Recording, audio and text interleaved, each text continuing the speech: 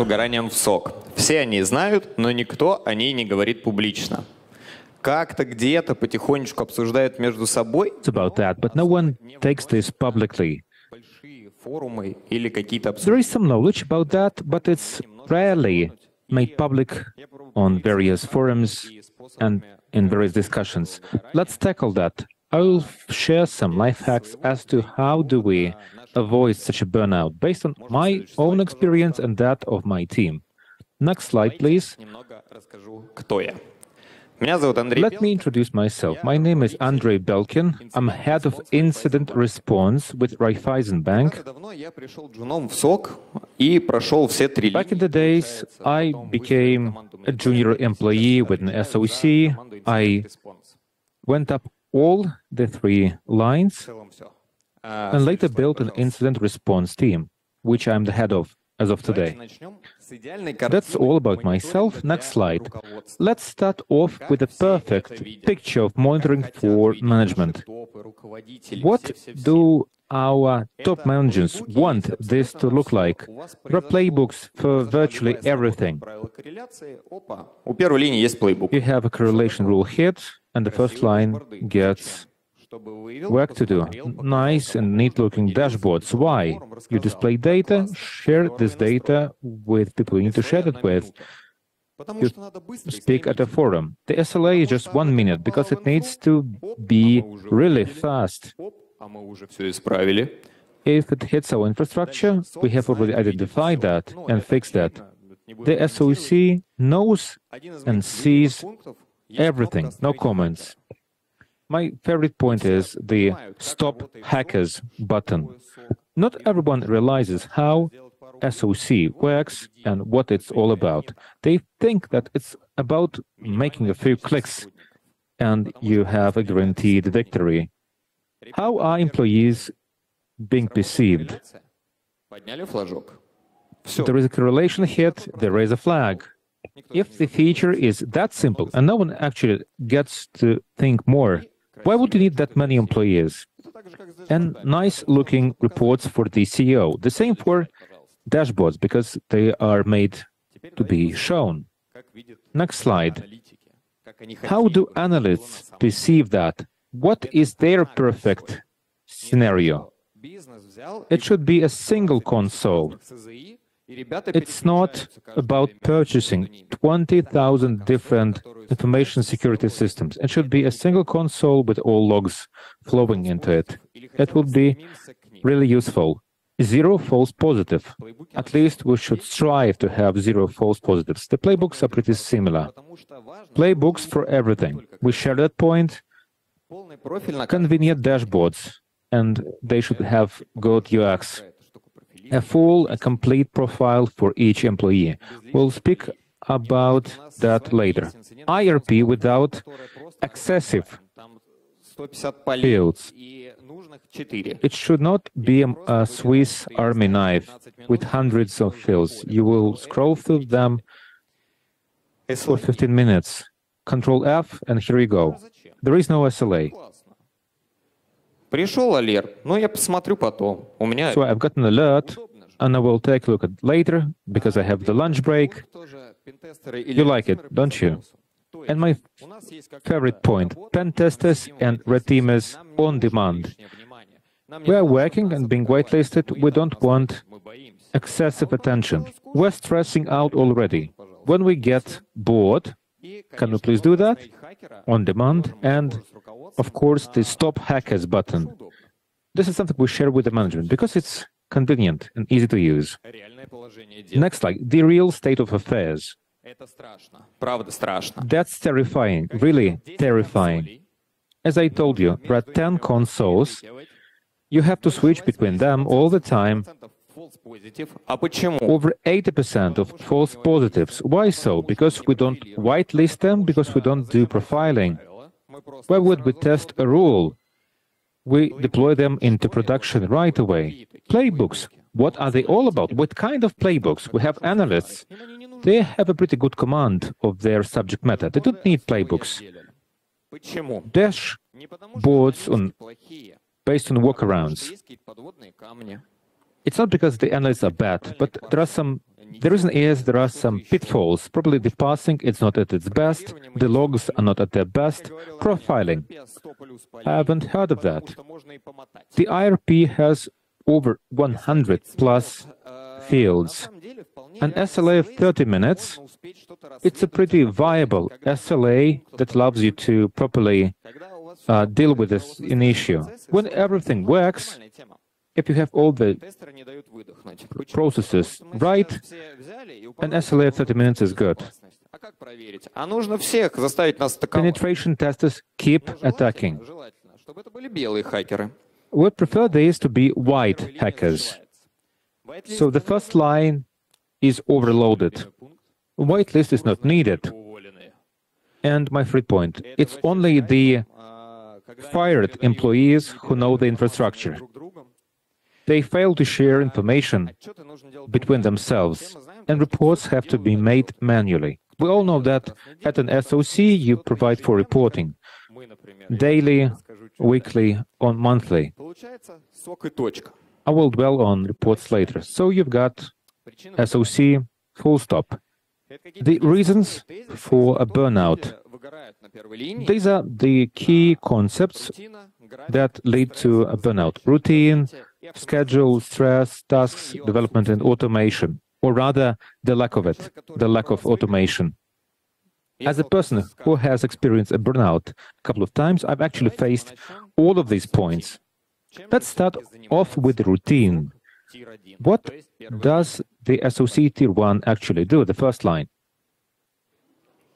Разбор false positive.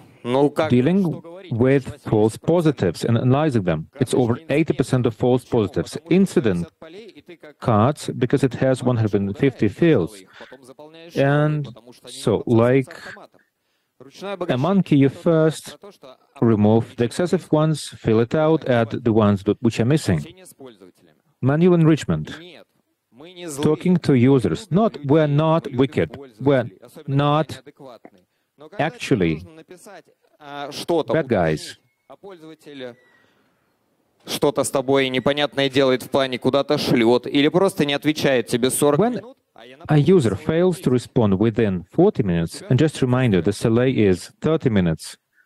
If they behave this way, you feel under stress. Report building and whitelisting. And as you would say, it's madness. Madness is about repeating the same sequence of actions over and over again. Let's get back to the schedule. This is my favorite point. I believe this is a classical case, and everyone who used to work in the first line is the same kind of schedule. A day shift, night shift, 2 days off, and over again. And the management would love to see as few as employees as possible. Are we covered with 4 employees? But where are the management? We keep thinking. Next slide, please. We add Kostya. He is the 5th guy. He is the spare. If someone is ill, on an ill note, Kostya is there to cover up. The schedule is a bit weird. 2, 3. But this is actually 2 on, 2 off schedule. And the previous schedule you saw in the previous slide.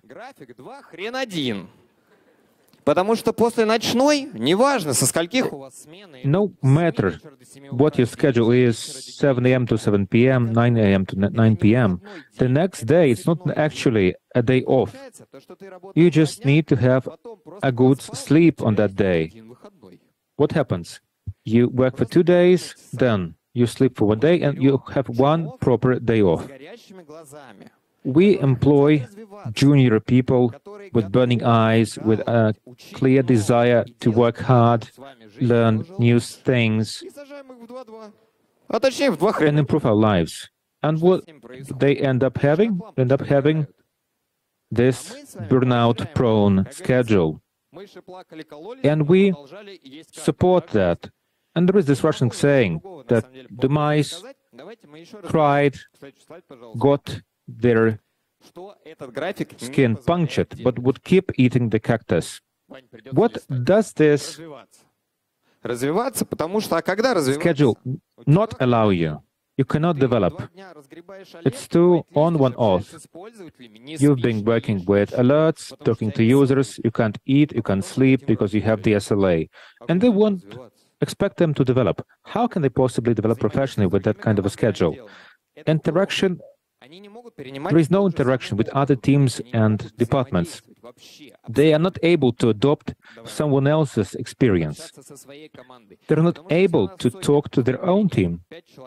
If in the SOC Tier 1 we have five people, they don't overlap when there is a shift change. Okay, hi, I'm leaving, hi, I'm on duty now. You can't possibly talk to the team at all with this kind of schedule. Show initiative. This is something they can't do either. If a person wants to develop and he says, please assign me this task, what the manager does, he opens up the beautifully looking schedule and says, okay, listen, this week, okay, you no longer have on days, so you will not have your hands on this task because your next working day is next week, and we need to cope with this task this week.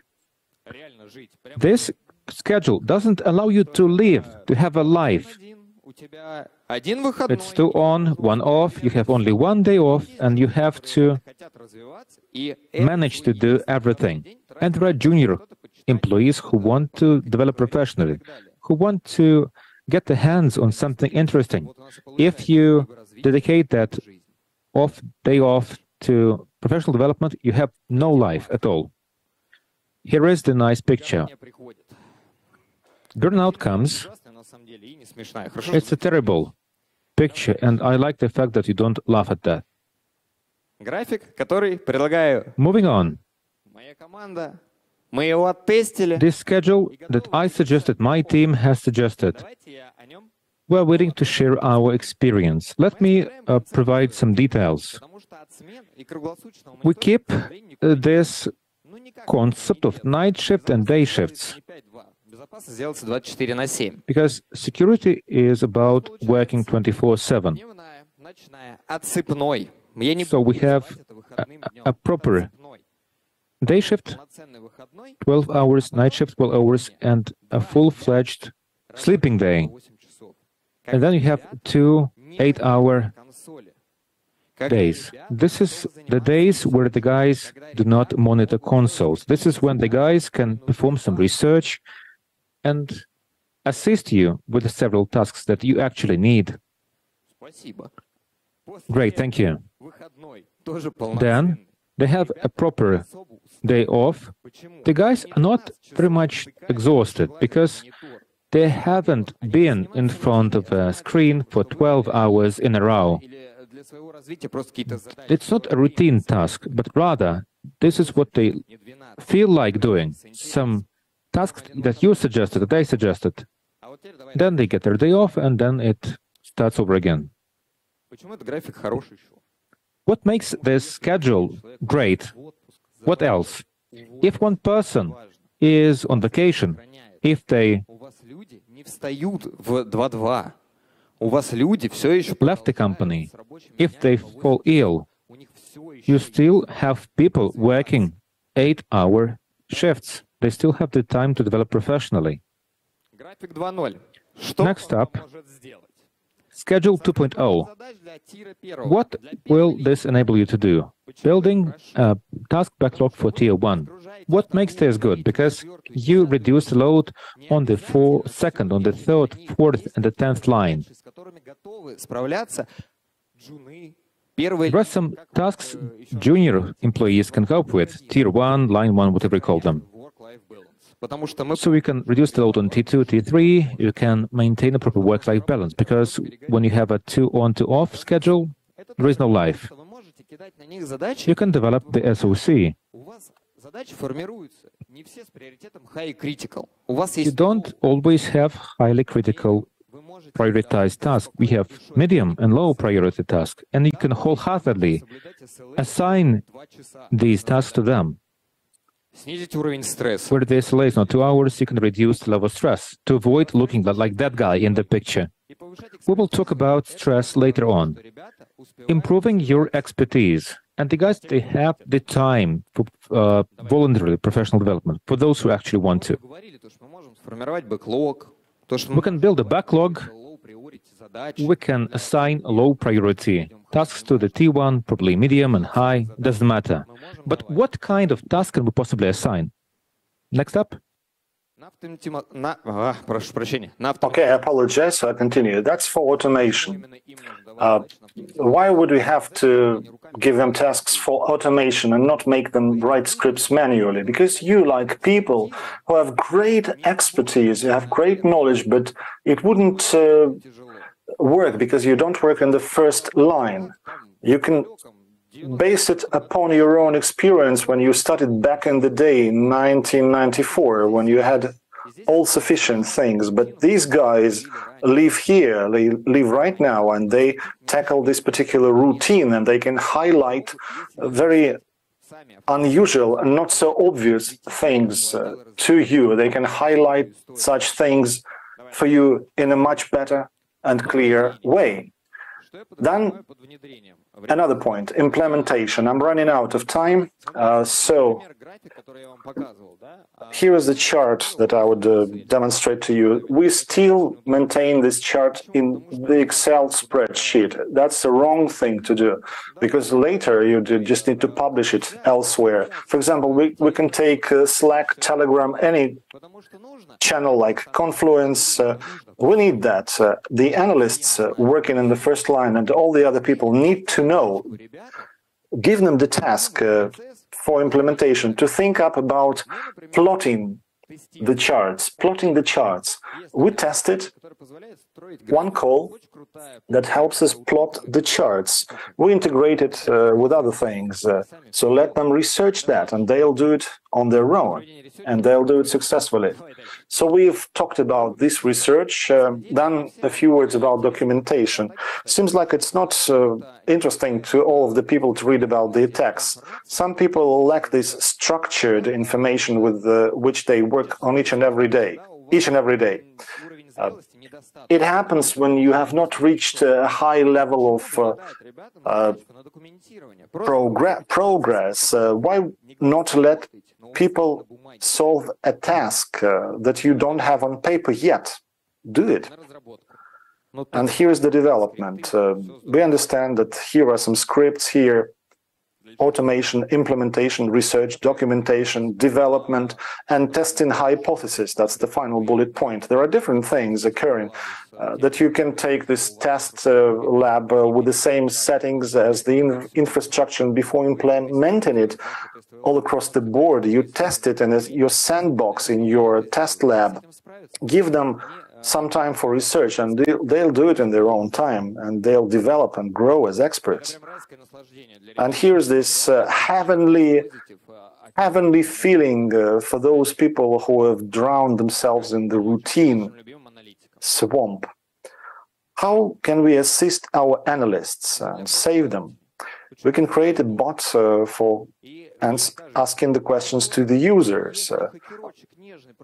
But what if a hacker penetrates in an infrastructure? They can click on a button, and if this tender hacker penetrates this infrastructure, there's a high chance and probability that they'd say yes. Coming up with the reports, and we tackled that for a long time. The guys had to pick up this report each time they were warned about the alert. Then they would put the number of the alert and the footnote and the link in the notepad, so that the management and all of the others learn about what's happened during the day. But that's horrendous. That's not the way to do it. Please don't do it manually. Try to automate this and create a couple of buttons for them to upload such knowledge. We have integrations for enriching the events when you need to check and verify. For example, I have an account, Andrei Belkin or whatever name for my account is. There is an alert for my account, and this guy just needs to check it through a different system and find and detect who I really am. That's inconvenient, and you just need to integrate it with the ID system so that the data is pulled up from there. The automation of the primary processing of data. It's very hard to explain, but I'll try. For example, there is an incident, and you have an alert. And an analyst working in the first line cannot just simply answer whether it's a failure or not, but there's just one magic button that can help you out with that. Check all of the host events so that they just push this button and it's filtered through it. But it's not working like this in reality. They copy, paste things. That's trickier. Please simplify this for them and you create a much better SLA. Passing the shift. Whatever messenger you're using, it supports BAT-off. Whether it's Slack, Mattermost, Telegram, whatever messenger you're using. So you need to create a bot which would pin a message twice a day for a night shift and a daily shift, so that you wouldn't have to check Confluence, Telegram, and find the CSV. Another slide which I like. Stress. Each analyst working in the first line has actually faced this stressful thing. So one case is worth 1,000 words, one proper case. We had a project which started some time ago, and it seems like that the first night shift was my shift. So the customer did not quite identify how they would like to see the report and how soon, in the beginning of the shift or in the end of the shift. So he said, you just send it when it is ready. And he added me to 1,000 of chats, and I'm very grateful to my boss who was accompanying me on that shift, and we were sitting together and selecting all these thousands of chats. And we were stressed, and the stress is an integrated element of the analyst working in the first line. How do we diminish this stress? Do not avoid stress, but minimize this stress. You should not work on your own in a shift, at least with a counterparty, with a second person, and do some cross-checks. That's the second bullet point. So that you do not make a mistake on your road. Very detailed playbooks to understand the instructions more clearly. A proper onboarding solution, which I realized recently. When you hired an analyst and in 3 days' time they started a shift, you made a wrong decision, because you need to find some articles on Wiki. You just need to appoint a buddy to this guy, and it should be followed by his hand or her hand through your company, because you have different stacks of solutions. They need to make sure that they get on board in a proper way. A circle of hands, a statement. Like-minded people should be around you, and an analyst should have a right to make a mistake. They should not be afraid to make such a mistake.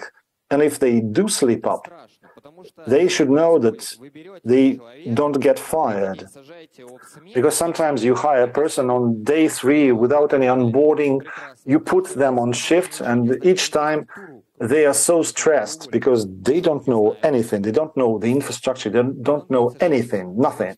And this person is very afraid of not being able to get through the trial period, being fired. They feel so stressed.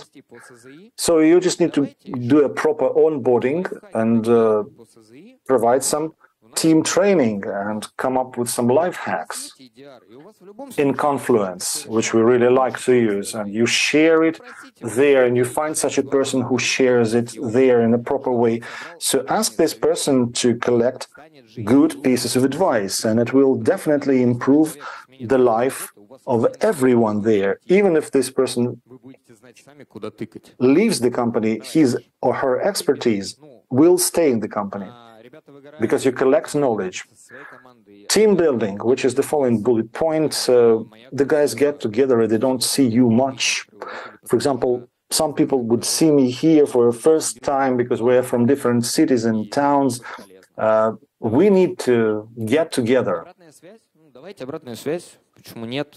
Все забивают на эту историю. Все как? Так, 3 месяца прошло. People do ignore such things. They don't really know what to do. But do some feedback exchange. And I will speak about it later on. Development. That's the slide I really like. That's the most favorite one of them. It has everything and it has nothing. That's what happens when you don't give any feedback. When this person joins you and is not yet burnt out, he or she would ask, what am I supposed to learn? What am I supposed to do here? And you'd say, you go Google something.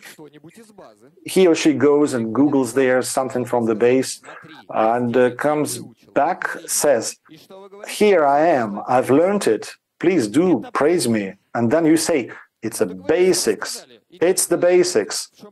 And he says, you said it, just to check the basics. Then you should keep your finger on the pulse and be a mentor. Regardless how many meetings you have, you still have these things to do. I may be wrong that you work with lots and lots of people, but even if you have 100 people to report to you, you split these 100 people in groups and you address these people's problems and you spend some time on them. So the development, the basics are required. Because people believe differently what should be the real knowledge of the analyst working in the first line. We had an argument back in the day. Whether should these analysts be aware of these top 10? Well, they are supposed to know what this top 10 is all about, but he's not supposed to cite and quote, because you won't be able to reproduce all of the top 10 attacks. So you choose the basics dependently. You choose the basics in a different way, in a flexible way. You know that Security Operations Center is the entry point because it's much easier to get in the first line. When you have burning eyes, when you have courage to go and try. So ask a question, where would you like to penetrate? Where would you like to join? And still speak about information security solutions and departments and explain people what kind of things you have there. Because my friends in the past have left SOC to PIM test, to OPSEC, to paperwork. Depends. It really all depends. People choose their trend based on what they like. And listen to the feedback. That's the statement from Tier 1 people. Because if your management pays enough attention to you, they know much better where you're supposed to go and how you're supposed to improve your skills. They can give you advice. They can give you some basic instructions so that you understand where you would like to go. So what would you say, Captain Obvious? Yes, you are Captain Obvious, you would say to me, and you're quite right, because I may sound like Captain Obvious saying that you just pay enough time to the people you work with. Here's my favorite slide about the feedback. Here's the story about the leads, the heads, the managers, those who manage people. So don't forget that they are people as well. If they are juniors, it doesn't really mean that they are bad. They are just junior. And you are supposed to grow good experts out of them. You may do so. Of course, you have quite a lot of meetings, but please do find 20 minutes or 15 minutes every couple of weeks to work with your people. Why not? And now let's move to the next statement. Ask people about the tasks, what they like, what they dislike.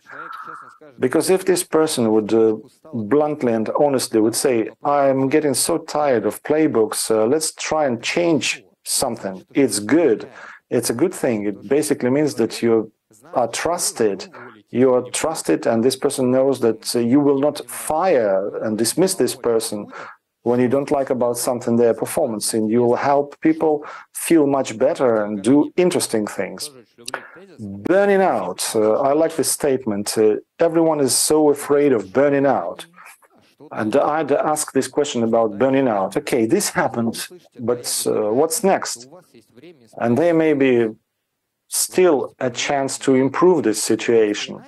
You can address that. Otherwise, the person will just simply leave, and this person leaves, and you'll just need to find and make it a heavy task for HR people. And in the team, there'll be a completely different mood if they will see that you let people go with a kind heart. If you have these one-to-ones couple of weeks, you'd ask them a question. Bro, are you burning out? It's not that difficult to do, is it? Another interesting bullet point. Some people are afraid of it, some people are not. But as for me, as for my friends' experience, I've only just heard twice when the manager did ask about the feedback, and the reply was, "You are the fool here." But on the contrary, most frequently it happens in a different way. How would you evaluate my actions? Would you please give me a very honest feedback? So the analyst would say, in actual fact, everything is good, but you've created this process like this, but maybe we should spindle and tumble it a little bit, but you don't monitor, but I monitor it every day. And it's not very convenient. We just need to fine-tune it a little bit. And that's it. Simple as that. Even if they called you the fool, maybe you should think about it and think what you're doing wrong and try to improve this. And we are responsible for those who offered. And that's really true. You're hiring a team. You grow this team. You have team building sessions with the team, whatever. And you're responsible for these people. Основная часть доклада закончилась. I'm done with the main part of my presentation. I've included QRs, which are really cool. That's me. That's our best career link, and that's our best recruiter called Mary, Masha. So she will help you with employment if you like to get a job. I'm done, thank you, and I'm open for your questions. Мне очень понравилось, да, Андрей, привет. Kostya, I really like that you're here. I liked your presentation, by the way. It's so good that you are here. May I ask 4 questions in a row, and you select a question to just one? It could be a blitz. How do we eradicate the burning out of the second and the third line of experts? I will answer next year. How do we relate that with the labor code?